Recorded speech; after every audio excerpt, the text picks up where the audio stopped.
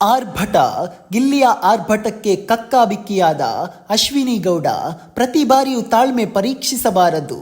ಒಂದಲ್ಲ ಒಂದು ಸಮಯದಲ್ಲಿ ಅದು ತಿರುಗಿ ಬೀಳೋದ್ರಲ್ಲಿ ಯಾವುದೇ ಅನುಮಾನವಿಲ್ಲ. ಹಾಗೆಯೇ ಅಶ್ವಿನಿ ಗೌಡ ಅವರು ತಾನು ಒಬ್ಬಳೇ ಕಲಾವಿದೆ ಅನ್ನೋ ಥರ ಆಡ್ತಿದ್ದಾರೆ.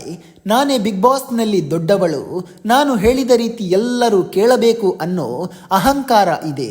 ಕಲಾವಿದೆ ಮತ್ತೊಂದು ಕಲಾವಿದನಿಗೆ ಗೌರವ ಕೊಡುವುದನ್ನು ಕಲಿಯಬೇಕು. ಹಾಗಾದರೆ ಮಾತ್ರ ಆ ಕಲೆಗೆ ಒಂದು ಬೆಲೆ.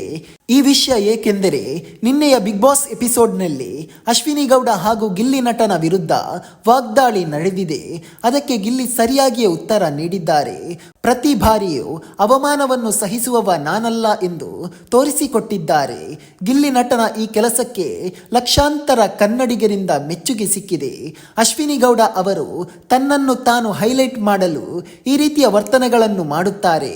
ಇದು ಮುಂದೊಂದು ದಿನ ಅವರಿಗೆ ರಿಟರ್ನ್ ಹೊಡೆಯದೇ ಇರಲು ಸಾಧ್ಯವಿಲ್ಲ.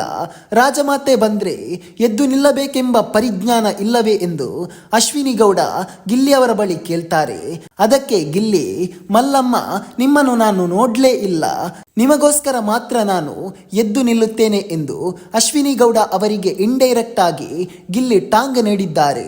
ಉರ್ಸೋದು ಅಂದ್ರೆ ಇದೇ ಅನ್ಸುತ್ತೆ. ಹಾಡಿನ ಮೂಲಕ ಕೂಡ ಗಿಲ್ಲಿ ಉತ್ತರ ನೀಡಿದ್ದಾರೆ.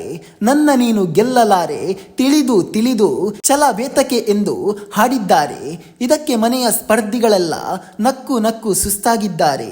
ಸ್ನೇಹಿತರೆ, ಇನ್ನು ಮುಂದೆ ಗಿಲ್ಲಿ ಆಟ ಶುರುವಾಗುತ್ತೆ. Wait and watch. ಸ್ನೇಹಿತರೆ, ನೀವು ಕೂಡ ಗಿಲ್ಲಿಯ ಪರವಾಗಿ ನಿಲ್ಲುವುದಾದರೆ ತಪ್ಪದೆ ಕಮೆಂಟ್ ಮಾಡಿ ಹಾಗೂ ಇಂತಹ ಬಿಗ್ ಬಾಸ್ ಅಪ್ಡೇಟ್ಗಳಿಗಾಗಿ ನಮ್ಮ ಚಾನಲನ್ನು ಸಬ್ಸ್ಕ್ರೈಬ್ ಮಾಡಿ.